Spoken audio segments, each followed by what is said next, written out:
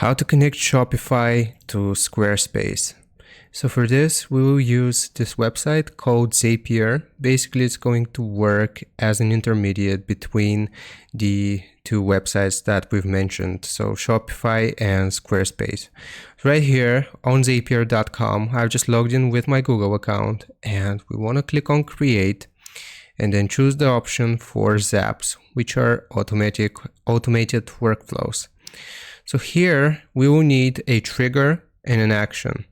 So for the trigger, I'm going to click on it and I'm going to search for Squarespace. And as you can see, it automatically pops up here. So just choose Squarespace. And here we have to choose the type of event that actually triggers the action, which we'll add secondly.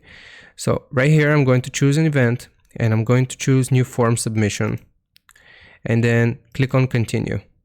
Now here, it will ask us to log in with our Squarespace account. So just click on sign in and then it will sign you into your Squarespace account.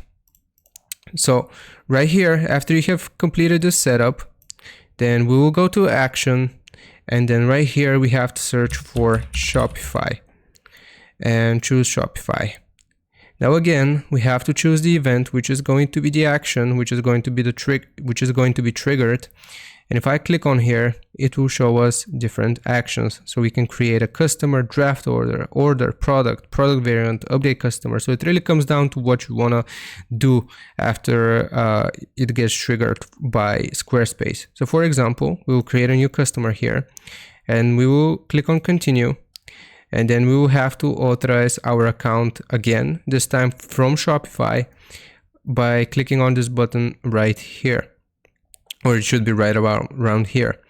And then after you have authorized both of your accounts here, and you will just click on publish, and this will create the automation between Squarespace and Shopify for you. So I hope this helps. Leave a like and sub, and I'll see you next time.